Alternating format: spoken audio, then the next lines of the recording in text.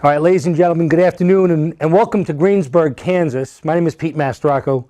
I have the pleasure of serving as the Executive Director for the Long Island chapter of the National Electrical Contractors Association. I am proud to be part of Cohort 4 and the Volt program. You know, when I set out to do my presentation for this program, I thought long and hard on what I was going to present on.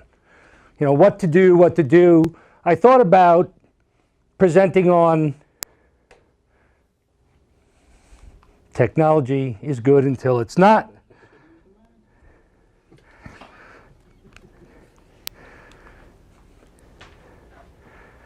Five key tenets of leadership, right? Great topic. I thought about 5 cell phone apps that you can't live without in business today. Thought about one of my favorite topics, single malt scotch and you. Yeah. I thought about cigars, not just for breakfast anymore. And while those were all very, very exciting topics that I knew everybody was going to be on the edge of their seats to talk about and hear about, I knew that at the end of it, you guys were going to be just out cold. So I figured I would talk, and I think about what Richard said, make sure you're speaking to your audience. Understand who your audience is, and write a presentation that resonates with the people in your audience. So I have friends from Arkansas, from Indiana, from Texas, from Jacksonville, and many other places, and I knew there was no way in the world you wanted me to talk about this. So I figured I would talk about shooting stuff. Oh, hell yeah. Yeah. All right, so here's what you can expect. We're going to talk a little bit about the history of archery, a very brief history of archery, because we can go on forever about that. Some common types of archery practice today, equipment used in today's competitive archery, proper draw length and weight, the anatomy and execution of a shot. There's a lot of technology in my presentation, and let's hope it goes well, because that will add to it, and I think you'll get a lot more out of it. We'll talk about scoring a target, and we'll also have a quick video recap at the end to hopefully bring everything in. Okay, so that's what our goal is. Quick history on target archery. Archery actually dates back to the Stone Age, 20,000 AD. So the first people known to have used archery in a more formal way were the Egyptians as a primary form of hunting. Archery is considered still to this day as one of the martial arts and has been in Asia since the 15th century. Recurve archery, or target Olympic recurve archery, is what you would typically see in the Olympics, was introduced as an Olympic sport back in 1900 and remains a competitive Olympic sport today. Compound archery, that's a compound bow. The classic style of compound archery was developed in 1960 and then introduced shortly thereafter in England as a competitive sport. Okay, so some popular bow types. There's bare bow. A bare bow is a bow that consists of no sighting system. To some, it is the quintessential form of archery. To some, there is no other form of archery. Uses fingers only to shoot. There's no mechanical release system that's used. A very fundamental form of archery. Then there's recurve, or Olympic style. That's what you would typically see when you turn on Channel 4 right around the time of the Olympics, and you see those recurve archers shooting probably the most demanding form of archery. They're holding at full draw length. There's no let off, and we'll get into that in a minute. They're also shooting with fingers. And then compound. Compound bow uses a set of wheels or pulleys we call cams, and that maximizes the draw weight but allows for let off.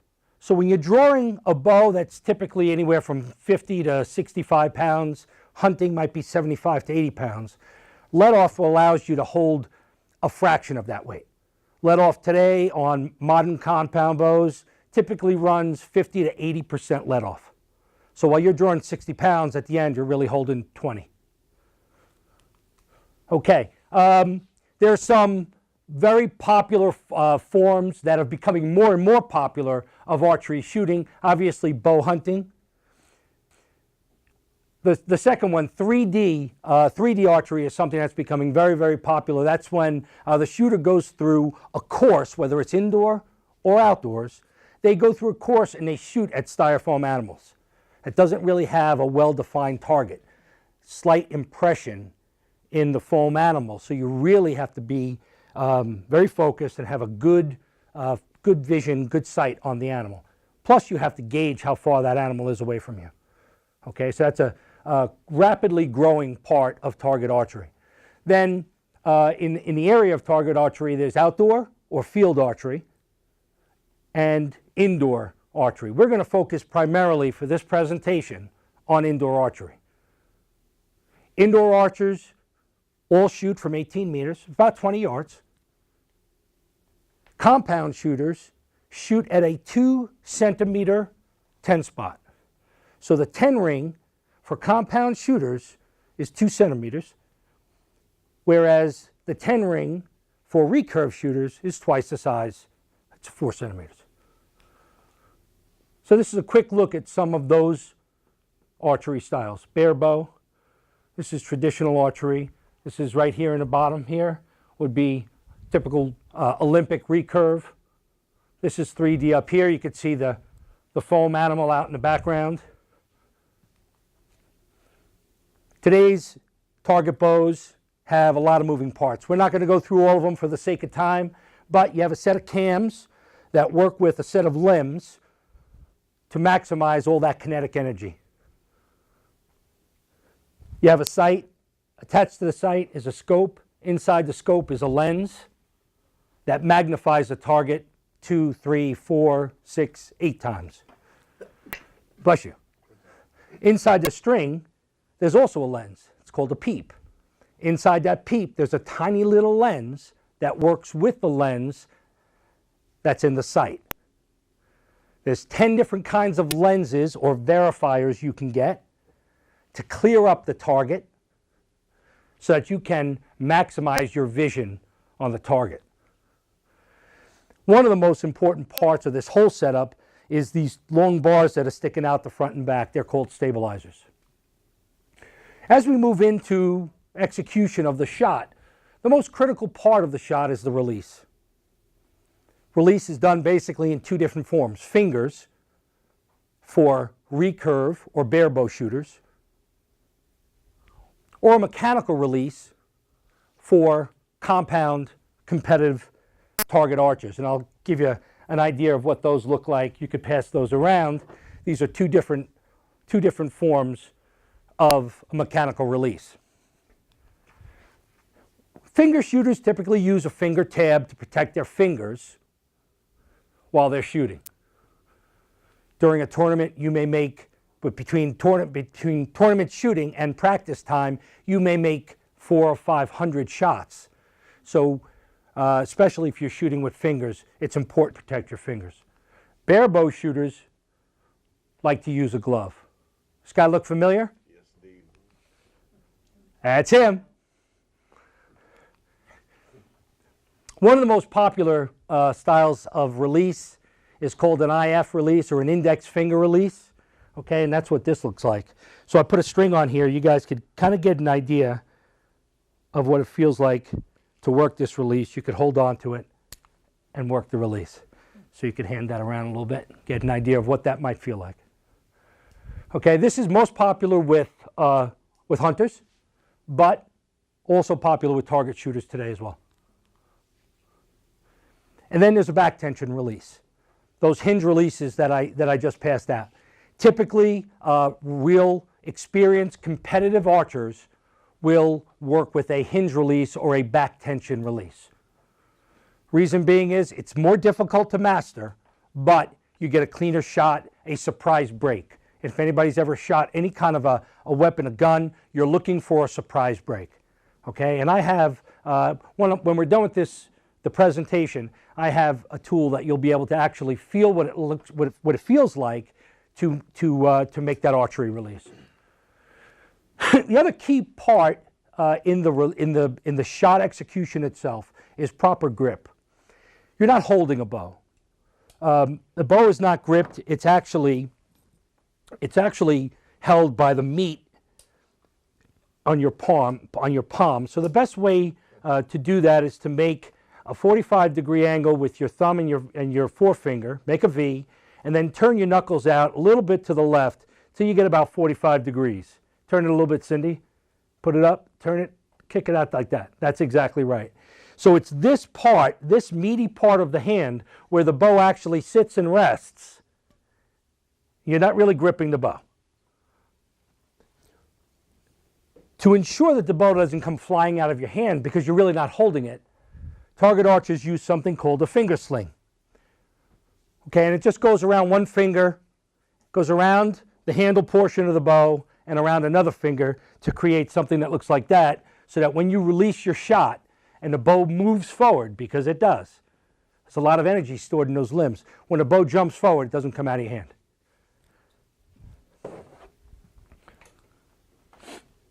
Is a field quiver. So a field quiver, unless you're into archery, this makes you look like a total goofball. But at tournaments, everybody has a field quiver. It basically holds your arrows. It holds your release pouch, your tools, your binoculars. All of that stuff is important in getting prepared for the stabilizers and the weight system. So we referenced this earlier. This is a very complicated part of this, and I'll just give you an idea of what that feels like. Hold that out. Okay, so there's a lot of weight on that. I shoot typically with more weight than most, and starting the whole idea of how much weight you need on your bow, there is a formula that's employed based on the length of your front bar, the weight that's on your front bar, and the length of your back bar. And there's a mathematical equation that puts you in the ballpark. But the reality is, it comes down to, it's a personal preference. So you have to shoot with what's comfortable for you. So you'll find that that's fairly heavy, and the front setup is a lot heavier. That front bar setup. Just quick personal note on this front bar. So I would typically have a stack of weights on this bar replacing this. But this was something that my grandfather had on his desk his whole life, and as a little kid I used to play with it. And I came across it like 2 years ago in my mom's house. And I said, you know, was this Grandpa's thing that he had? Yeah. So I took it and I tapped it out and I use it as a, so just a, you know, sometimes you got to keep them with you, right? Yeah. So, so moving on. So then, there you go. Let me grab this from you. You can hold on to those other things until a little bit later.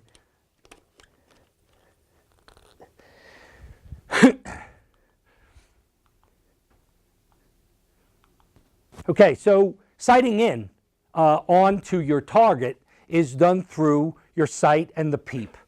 You draw the string back after you knock the arrow, and you're looking through this peep in the back of your string, and you've aligned a little dot that's inside the scope, that's attached to your sight with your target.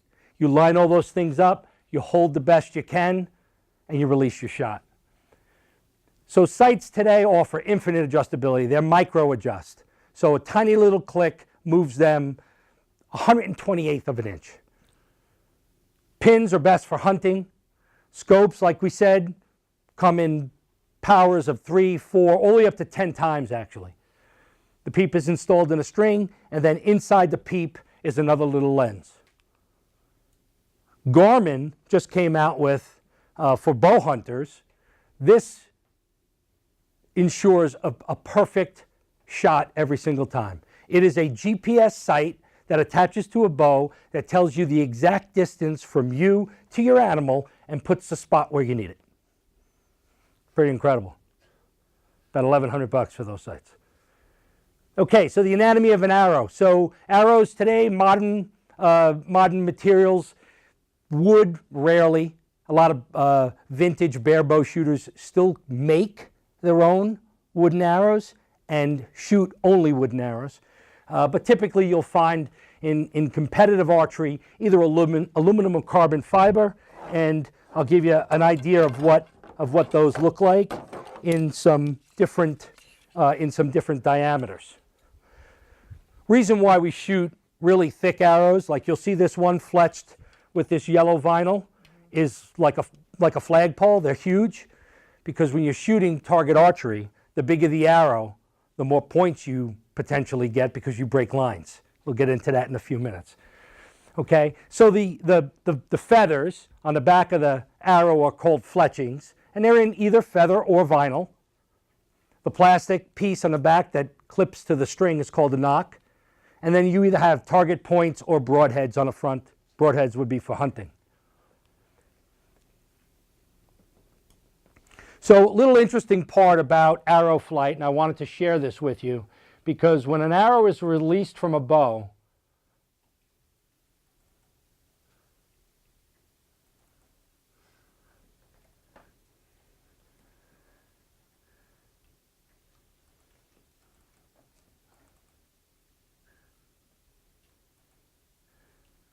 see if you can see this. When an arrow is released from a bow, the arrow is moving a ton. It doesn't stay straight. So arrow shaft flex is referred to as spine. The higher number, the more flexible the shaft. So greater draw weights and longer arrows require a stiffer arrow. You see how much that's moving? And you'll see that recurve shooters, a shot from a recurve shooter, the arrow is moving probably 2 or 3 times as much.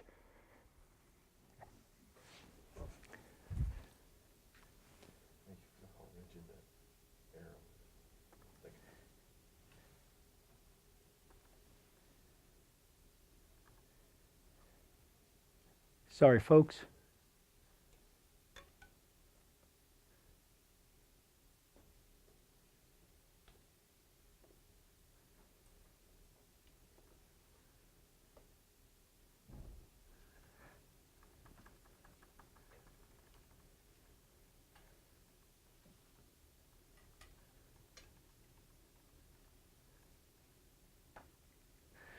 So draw length and draw weight. Draw length is based on height. Draw weight is based on what you're doing and your strength. You don't use the muscles that you use to draw a bow pretty much for anything else. So I have friends at the range I shoot at that weigh 85 pounds that can draw 85 pounds. And I have other friends that are 225-pound linebackers that can't draw anything more than 60 pounds. So it's not really based on strength, it's based on your ability to draw a bow. Very different muscle that's being used. It's a very thin strip of muscle that runs down the right center of the back.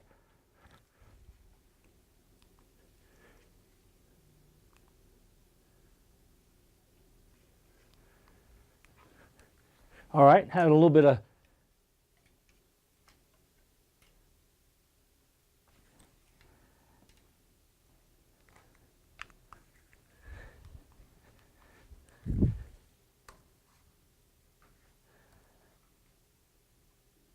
All right, so we're locked up.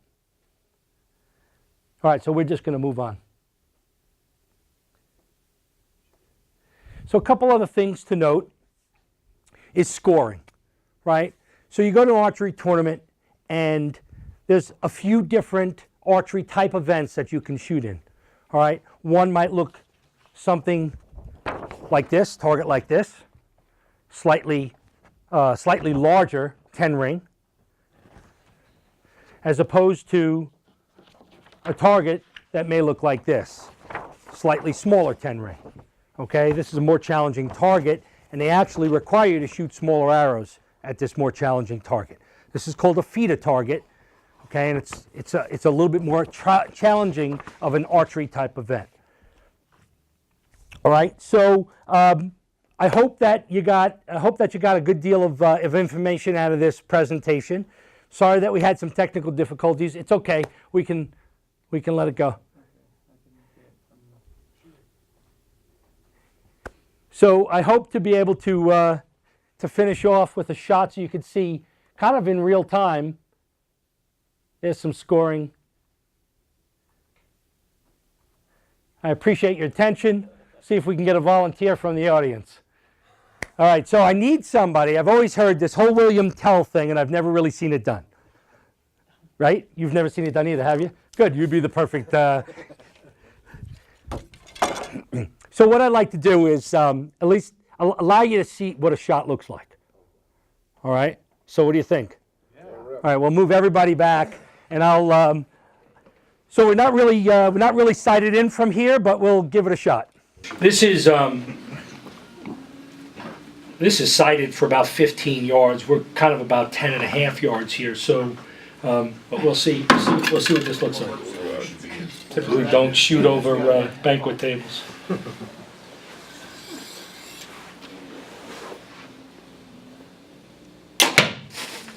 A little high. See, you've been sight. Yeah, a little high. You're safe. It's always high. Better be a little low. That's a difference in like a 15-yard sighting Did you hold to a that on? 10-yard shot. Did you hold that on? I held it on, yeah. Bottom half of the apple, you got it.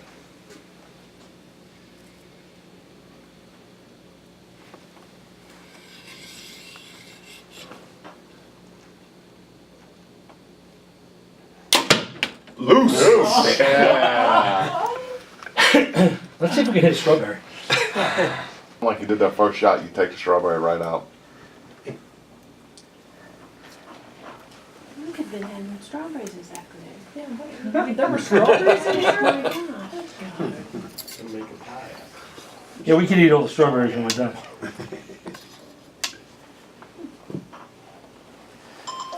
So if you'll notice, like, my hand's not gripping the bow, my fingers are open.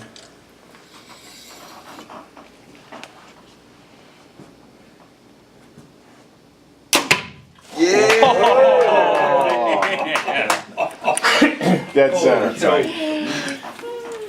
So that's what I do for fun. You done shooting? That's cool.